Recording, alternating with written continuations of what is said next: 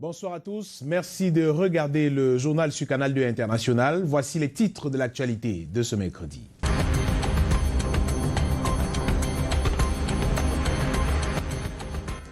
À la une ce soir, le prix du poulet s'envole sur le marché camerounais. La rareté de la volaille sur les étals laisse cours à une sorte de surenchère depuis quelques semaines. Conséquence, le poulet manque de plus en plus à la table des consommateurs. Qu'est-ce qui peut expliquer cette pénurie à l'origine d'un affolement des prix? Nous donnons la parole aux aviculteurs dès l'ouverture de ce journal. Les assurances du ministre de l'Eau et de l'Énergie quant à la fin des délestages dans la Sanaga maritime. En visite de travail ce jour dans la localité, Gaston Elundou Essomba insiste sur le nettoyage et la maintenance des lignes de transport d'électricité, gage de la fin du calvaire. Dans le même temps, le gouvernement envisage et scrute d'ailleurs le secteur des énergies renouvelables. Dans l'actualité également ce soir, l'accès aux soins équitables pour tous, réalité ou illusion au Cameroun. La question se pose à l'occasion de la Journée mondiale de la santé ce mercredi. Nous donnons la parole aux acteurs du secteur dans cette édition. Et la main lourde du Conseil national de la communication sur certains journalistes et patrons de presse. L'organe régulateur des médias au Cameroun a suspendu journalistes et organes de presse pour atteinte à l'éthique et à la déontologie du métier. Le syndicat national des journalistes du Cameroun n'a pas tardé à réagir. Et puis, à l'étranger, Laurent Gbagbo et Charles Blé Goudé sont libres de rentrer quand ils le souhaitent en Côte d'Ivoire. Annonce faite ce jour par le président Alassane Ouattara. Une annonce qui intervient une semaine après l'acquittement définitif des deux hommes jugés pour crimes contre l'humanité par la Cour pénale internationale. Voilà pour le sommaire.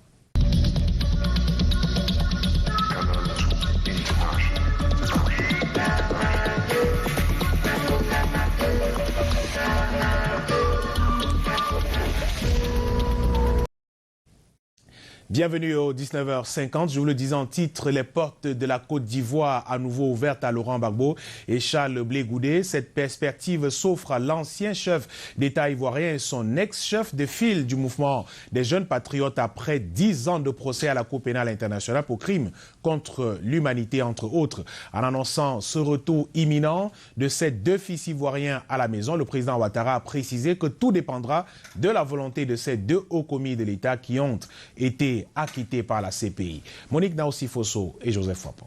Laurent Gbagbo et Charles Blé Goudé sont libres de revenir en Côte d'Ivoire quand ils le souhaitent. Alassane Dramane Ouattara l'a fait savoir ce mercredi 7 avril alors qu'il présidait un conseil de ministres. Cette annonce est faite 7 jours après l'acquittement par la CPI de l'ancien chef de l'État ivoirien Laurent Gbagbo et l'ex-chef de file du mouvement des jeunes patriotes Charles Blé Goudé.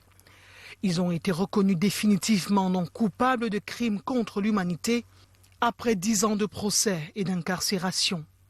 Le chef d'État ivoirien rassure que des dispositions seront prises pour que Laurent Gbagbo bénéficie conformément au texte en vigueur des avantages et aux indemnités dus aux anciens présidents de la République.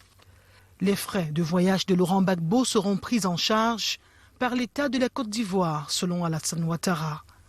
Le chef de l'État n'a pas évoqué la condamnation en Côte d'Ivoire de Laurent Gbagbo à 20 ans de prison pour les griefs de braquage de la Banque centrale des États de l'Afrique de l'Ouest, BCAO, pendant les violences post-électorales de 2010-2011.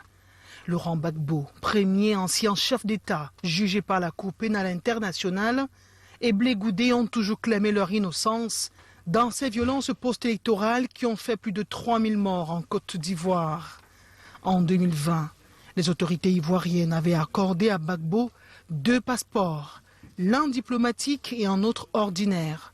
Cela au nom de la réconciliation nationale selon les autorités. Et l'ancien chef de l'État ivoirien avait exprimé le vœu de rentrer dans son pays et son retour, qu'il avait annoncé pour bientôt, restait suspendu au verdict de la Cour pénale internationale. Et le 30 mars dernier, les juges ont rejeté l'appel de la procureure de la CPI, Fatou Bensouda. Je le disais également en titre, la question se pose avec beaucoup d'acuité depuis quelque temps, mais où est passé le poulet dans nos marchés? La volaille se fait extrêmement rare et quand bien même l'on l'aperçoit, ses plumes, il coûte énormément cher. La fourchette des prix des plus petits aussi entre 4 500 et 5 500 francs CFA. C'est le cas en tout cas au marché Vokada à Yaoundé, l'un des fiefs de la vente du poulet dans la capitale camerounaise. Karel Mezati-Achoya et Constant Kanga y étaient. Voici le reportage. C'est un cliché plutôt surprenant qui nous accueille à l'entrée du marché. Même pas l'ombre d'une volaille dans cet espace toujours ou presque bondé de poulets, au point de perturber la circulation des piétons. À l'intérieur aussi, c'est la sécheresse. Plusieurs dizaines de comptoirs en attente de ravitaillement. L'oiseau de la basse-cour de la famille des gallinacées est rare. On compte au bout des doigts les vendeurs qui en ont. On ne voit même plus, c'est vraiment rare. Nous sommes vraiment en train de chômer, c'est un chômage. Vous-même, vous voyez 2 poulets dans tout un comptoir. La pénurie fait grimper le prix. Il faut débourser entre 4 500 et 5 500 francs CFA pour se procurer le poulet qu'on achetait à 2 500 francs il y a environ 2 mois. Un coût pas accessible à tous. Certains clients qui souhaitent secouer les papilles gustatives avec du poulet à table sont contraints de rebrousser chemin et changer de menu, comme cette dame. Vous voyez les petits poulets là, un à 5 500. Je lui demande de me donner à 4 000 roupies. Je préfère acheter du poisson, c'est tellement cher. Conséquence, les vendeurs tournent à perte. On parvient à vendre, mais on n'a rien. C'est excessivement cher. Les clients ne peuvent pas acheter parce que c'est trop cher. Pendant qu'ils rasent les murs, les volailles devenues un luxe attendent preneurs capables. Ici au marché Vokada à Yaoundé. La filière avicole, vous venez de le voir, connaît de multiples crises depuis quelques années dans notre pays, de la grippe aviaire au manque de poussins et maintenant l'impact du coronavirus. Les aviculteurs broient du noix au Cameroun et particulièrement dans la région de l'Ouest. Incapables aujourd'hui de satisfaire à la demande nationale, ils reviennent sur les multiples difficultés quotidiennes. Évocation avec Walter Bertrand et Dimitri Kuaté en compagnie des aviculteurs en proie aux nombreux tourments.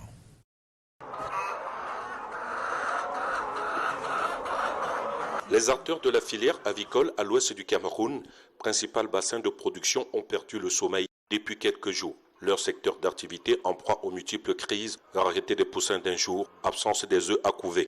Nous n'avons pas de poussins pour mettre dans les fermes. Et à la suite de la crise sanitaire de 2020, c'est-à-dire le Covid-19, qui s'est rattachée à la crise de la grippe aviaire de 2016.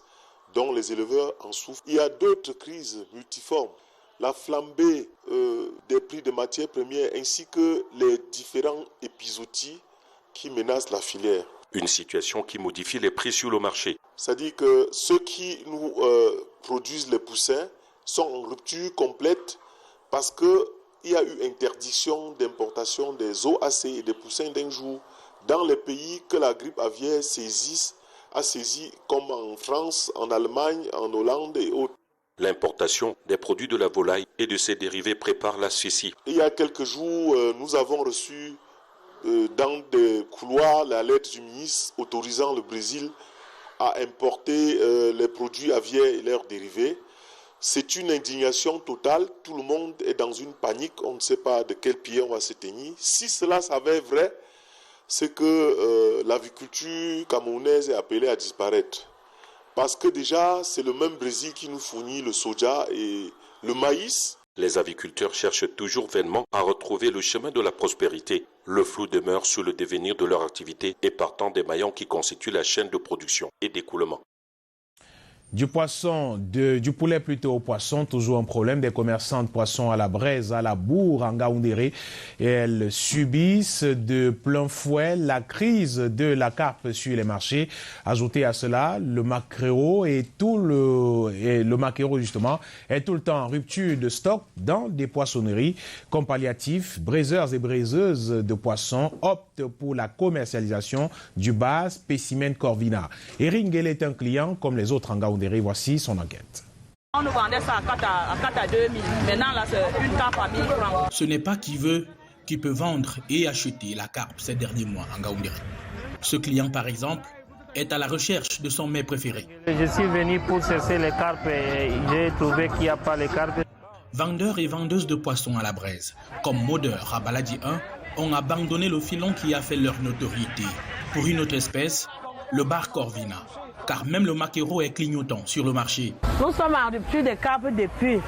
On cherche, on ne voit pas. Ce n'est qu'avec les bars, comme vous voyez là.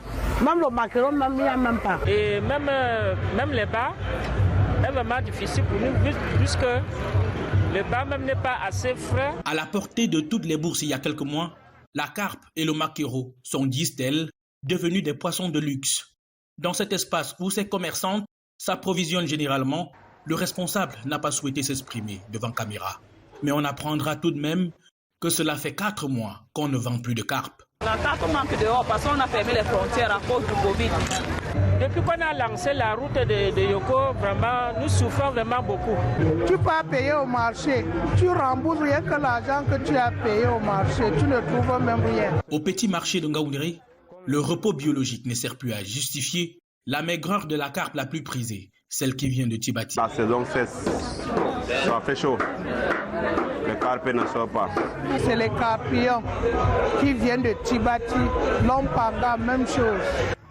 En attendant, braiseurs et braiseuses de poissons dégustent la crise de la production et des approvisionnements dans ce secteur. On ne s'en sort pas, on se bat comme ça.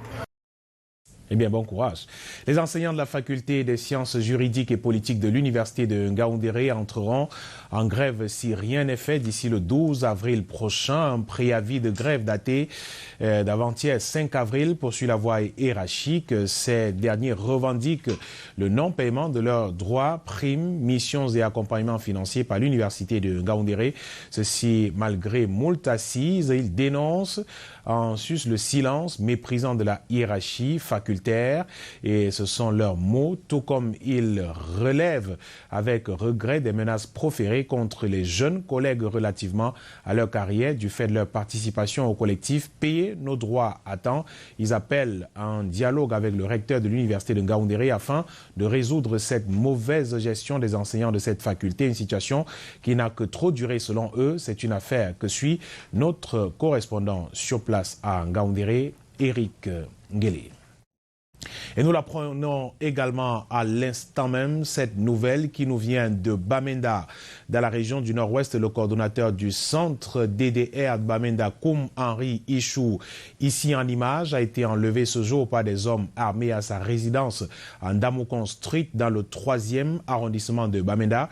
Pour l'heure, aucune information sur l'identité de ces ravisseurs. Il est ancien coordonnateur du SDF du Nord-Ouest, fonction qu'il a occupée pendant de longues années avant de démissionner pour le RDPC avant sa nomination au centre de DDR de la région du Nord-Ouest du Cameroun. Je le disais également, titre en visite d'inspection de 3 jours dans le département de la Sanaga-Maritime. Le ministre de l'Eau et de l'Énergie a parcouru les principales lignes de transport d'électricité entre la centrale de Sonlolo et le poste d'interconnexion de Manengombe. À pied, la tâche n'a pas été facile sur le terrain pour la délégation. Ces corridors seront nettoyés, la maintenance sera assurée et les coupures d'énergie électrique seront de lointains souvenirs, a assuré Gaston Elundou Essomba. David Sandio et Christian Bock reviennent de la ville lumière EDA. Plusieurs localités au Cameroun sont en permanence privées d'énergie électrique. Tel est le cas pour le corridor des lignes 90 kV EDA Njokong et 225 kV Makombe à EDA 2 Oyomabang par Yaoundé. Dans le but de résoudre ce problème en fourniture d'énergie électrique, le ministre de l'Eau et de l'Énergie Gaston Elundou Essomba à EDA Ville et Lumière visite quelques pylônes tantôt vandalisés, tantôt affectés par la chute des branches et autres troncs d'arbres. Occasion pour le ministre d'adresser des recommandations. Donc, compte tenu des difficultés d'accès, nous devons tout faire pour que la maintenance soit régulière. Nous avons intérêt à ce qu'il n'y ait pas d'incident. Parce que pour intervenir ici, c'est au moins 3-4 jours. Donc si on perd cette ligne, une bonne partie de ces localités sans lumière. Conscient du désagrément que cause la coupure intempestive d'énergie électrique, l'entreprise en charge du transport d'électricité pointe le doigt sur la nature. Nous avons abattu déjà plus de 500 arbres dans cette zone-là, mais nous allons maintenant ratisser pour les derniers arbres. Donc c'est là la difficulté.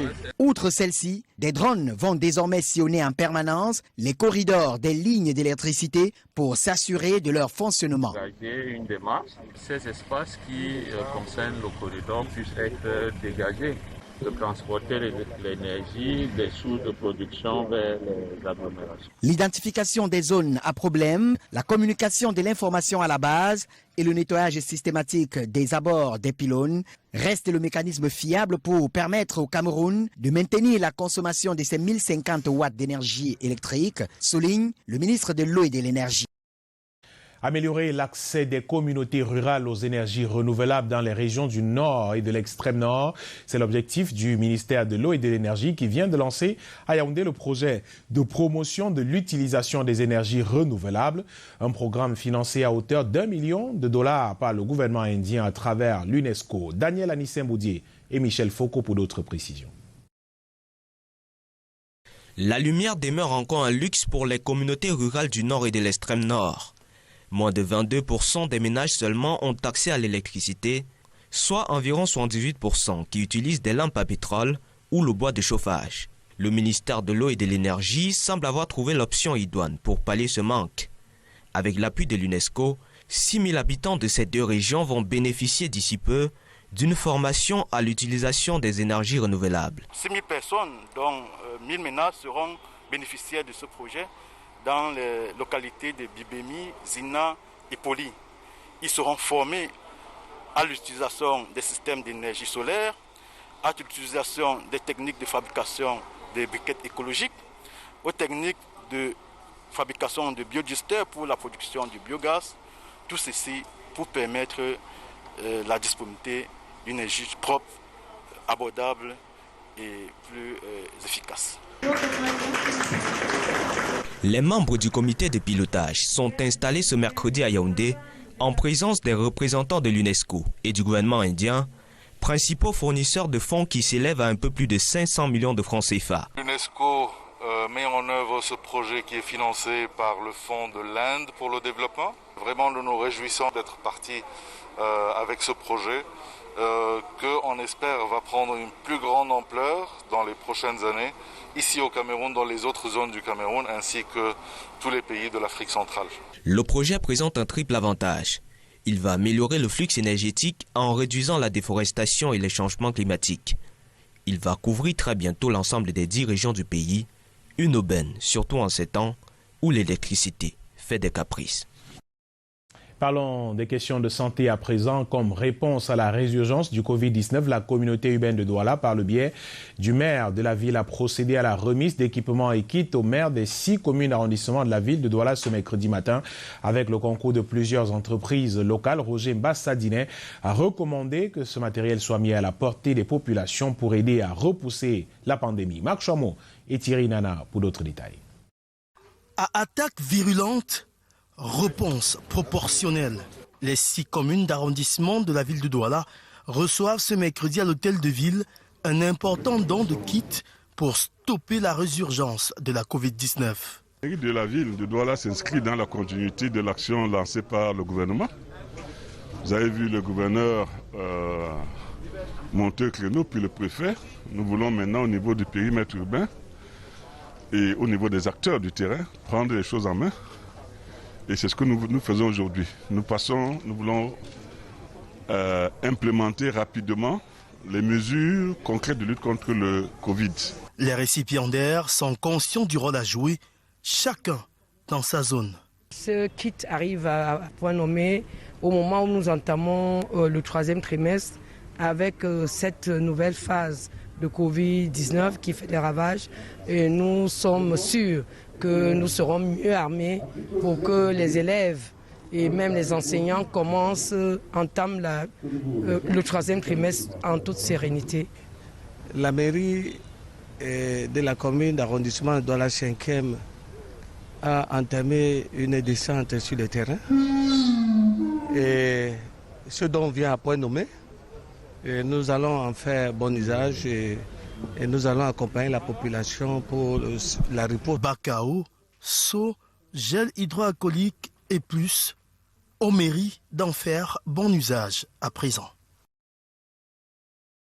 Et toujours dans le cadre de la lutte contre le Covid-19, le gouvernement a pris un certain nombre de mesures visant à limiter la propagation de la pandémie et de veiller à la protection du personnel de santé dans les formations sanitaires, dans le souci permanent de renforcer les compétences des acteurs de la chaîne logistique et d'amoindrir les difficultés rencontrées en matière de gestion des stocks. Un séminaire vient de s'achever à Douala. Le compte rendu d'IA7 Trésor Tanor et Mario Scosso. Les participants au séminaire doivent maîtriser les notions générales sur le système d'information et de gestion logistique, connaître les nouvelles procédures et le circuit d'approvisionnement des intrants Covid-19. Une initiative du ministère de la Santé publique qui intervient à une phase où la propagation du coronavirus est sur une courbe montante. Le niveau de la crise où on est nous exige d'être efficient, efficace, et de sorte à ce qu'on puisse assurer la traçabilité de tout ce qui est déployé dans le cadre de la réponse Covid-19, tout aussi pour des raisons de redevabilité, pour tout ce qui a été mis à la disposition. C'est pour cette raison que tout le personnel qui est impliqué dans la logistique et la gestion des approvisionnements doit être formé à la manipulation des outils et aussi aux bonnes pratiques de gestion.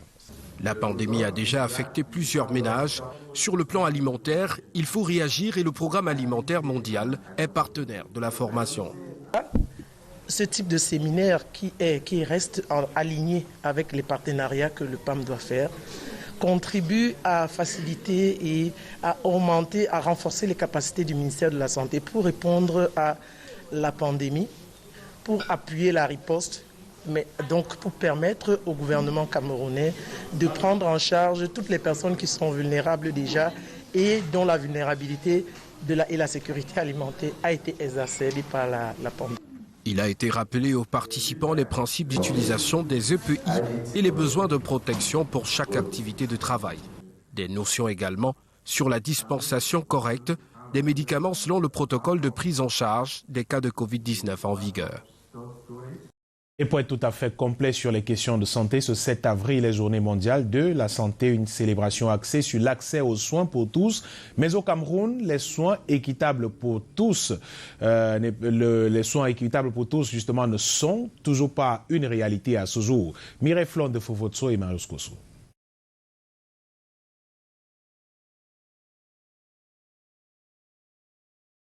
De Mireille Flore de Fofotso et Marius Kosso qui nous parle des soins équitables pour tous au Cameroun à l'occasion de la célébration de la journée mondiale de la santé. Ce jour axé donc sur l'accès aux soins équitables pour tous. Nous avons donné la parole à quelques acteurs de ce secteur, du secteur de santé, sur la question. Mireille Flore de Fofotso et Marius Kosso que nous retrouverons peut-être tout à l'heure pour nous en dire plus. Eh bien, on me signale qu'ils sont prêts. Des soins de qualité pour tous et de manière équitable restent encore un leurre au Cameroun, si on s'en tient aux avis de quelques personnes rencontrées dans les rues de la capitale économique. Au Cameroun, à mon avis, ça ne peut pas être équitable vu que nous n'avons pas les mêmes moyens, nous ne sommes pas dans les mêmes localités. Donc pour moi, on n'a pas accès à la santé de façon équitable. De manière équitable, non, parce que la couche vulnérable, les faibles, les couches à faible revenu ne sont pas assez bien traitées dans nos hôpitaux. Les obstacles sont de 3 ordres s'il faut respecter une classification. Ces obstacles sont de 3 ordres. Le premier obstacle, c'est l'obstacle à la décision d'aller consulter, d'aller dans un centre de santé. Le deuxième obstacle est un obstacle à l'arrivée, c'est-à-dire que vous avez effectivement des barrières géographiques. C'est-à-dire que si vous avez par exemple un AVC à Lolodorf, le scanner le plus proche se trouve par exemple à Ebolova. Le troisième obstacle est l'obstacle à la prise en charge sur place. C'est possible de les surmonter si certains paramètres sont pris en compte. Il faut travailler effectivement sur chacun des axes, notamment l'obstacle de la décision, c'est-à-dire qu'il faut effectivement accroître le niveau d'éducation globale de la population. Il est prouvé que plus des personnes ont un certain niveau d'éducation, plus elles prennent facilement mieux en charge leur santé. Il faut également accroître le niveau d'information sur les problématiques de santé. La célébration ce 7 avril de la Journée mondiale de la santé est l'occasion de rappeler qu'en 2021, certaines personnes n'ont pas toujours accès aux soins de qualité. Terminons totalement avec la santé. Saviez-vous qu'il est désormais possible au Cameroun de se faire consulter via Internet à partir de son smartphone ou d'un ordinateur? L'application qui enclenche le processus a été lancée ce jour à Yaoundé. Une innovation de jeunes Camerounais déterminés à contribuer à améliorer le système de santé camerounais. Karel Mezatiachoya et Constant Kamga pour d'autres précisions. Ça s'appelle Quick Doctor, une plateforme digitale de santé qui permet aux patients de consulter les médecins en ligne à partir d'un smartphone ou d'un ordinateur. Un concept de jeunes Camerounais lancé ce 7 avril à Yaoundé, démonstration à l'appui. Pour y accéder, vous pouvez aller sur le website www.quickdoctor.com et si vous voulez télécharger la version Android de l'application, c'est www.quickdoctor.com Android et pour iOS, la même chose, /iOS. Déjà plus de 400 médecins recensés dans la ville de Yaoundé, parmi eux, près de 30 spécialistes. L'application, en plus de désengorger les files d'attente dans les hôpitaux, présente plusieurs avantages pour les malades et les personnels soignants. Aujourd'hui, on sait combien c'est important le temps dans la vie. Alors on s'est dit, pourquoi ne pas mettre sur pied une plateforme qui permet aux médecins de dire, ok gars, moi je suis libre à telle heure, vous pouvez prendre le rendez-vous à cette heure-ci et vous venez exactement à cette heure-là, je vous reçois. Là, ça va permettre à beaucoup de personnes de vaquer d'abord leurs occupations et de prendre même une permission, une pause peut-être pour 1 ou 2 heures pour l'assister à leur rendez-vous. C'est un peu ça l'un des avantages primaires de l'application Quick Doctor. Ça, c'est pour les patients. Maintenant, pour les médecins, c'est que ça leur permet d'avoir un emploi du temps bien défini. Quick Doctor met aussi à votre disposition la liste des pharmacies de garde tout autour de votre lieu de résidence. Un projet qui ambitionne faciliter l'accès aux soins à tous les Camerounais et booster la stratégie gouvernementale de riposte contre le coronavirus. J'étais malade du Covid. J'ai utilisé Quick Doctor pour faire venir un médecin chez moi. En faisant ça, ça réduit le risque de contagion que d'aller dans les lignes et d'avoir plusieurs personnes. Vous pouvez faire venir le médecin chez vous. L'idée, c'est que la consultation à domicile, la consultation en ligne peuvent diminuer les risques de contamination. Pour le moment, il faut avoir une connexion Internet pour bénéficier des différents privilèges de Quick Doctor. Mais dans un mois, une plateforme SMS sera ouverte avec des services aussi riches et diversifiés que l'application digitale actuelle. De nombreux journalistes et patrons d'organes de presse viennent d'être frappés par le Conseil national de la communication. Dans un communiqué rendu public le 6 avril 2021, il est clairement souligné qu'en date du 5 avril 2021, à l'issue d'une session ordinaire du dit organe en charge de réguler les médias au Cameroun, des sanctions portant suspension de certains hommes et femmes de médias ont été prises. Ils sont accusés d'atteinte à l'honorabilité des personnalités camerounaises, une décision qui a suscité la réaction du syndicat national des journalistes du Cameroun. Les précisions avec Junior Ossin. Les suspensions de ces hommes et femmes de médias par le Conseil national de la communication vont de 1 à 3 mois. C'est une décision prise lors de la 29e session ordinaire du CNC le 5 avril dernier à Yaoundé. Il n'y a rien à dire. Tout le monde doit marcher selon les règles. S'ils ne marchent pas selon ces règles, on les censure, tout simplement. Les conclusions de cette session ordinaire du CNC portent sur des sanctions à l'encontre des directeurs de publication et leurs journalistes, entre autres, Pierre Mengue et le journaliste Nestor Somdo du journal La Cloche, Marie-Robert Elundou, directeur de publication du journal Essinga, et son journaliste Léger Tinga, Gilbertine Mebe Atangana, journaliste du journal Le Point Hebdo. Ils écopent d'1 mois de suspension. Et Sismondi Barlev Bidjoka, promoteur de RIS Radio, qui a pris 3 mois de suspension. Tous sont accusés d'avoir porté atteinte à l'honorabilité des personnalités. Le syndicat national des journalistes du Cameroun, en abrégé SNJC, section du littoral, s'est prononcé. Syndicaliste, mettre en chômage dans le contexte que nous connaissons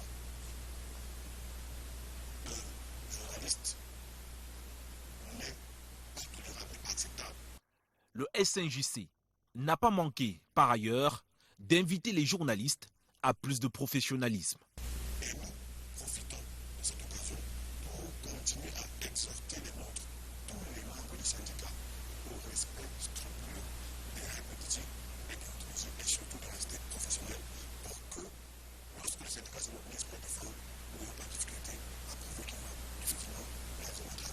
Rappelons que l'ordre du jour des travaux du Conseil national de la communication avait porté sur divers sujets, dont l'examen de 10 cas des régulations comme mentionné sur ce communiqué.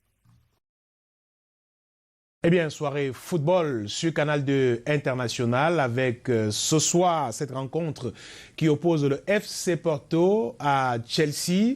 Rencontre comptant pour les quarts de finale de la Ligue des Champions et c'est à suivre en intégralité, bien sûr, sur nos antennes. Et à ce propos, retrouvons au studio 7 de Canal 2 International André Mirabeau-Mahop.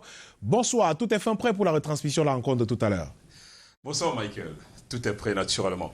FC Porto, Chelsea, c'est l'autre match de ce soir. Le duel entre deux outsiders qui n'ont plus rien à perdre. L'équipe portugaise est la surprise de ce grand 8. Déjà tombeuse de la Juventus de Cristiano Ronaldo au tour précédent en huitième de finale.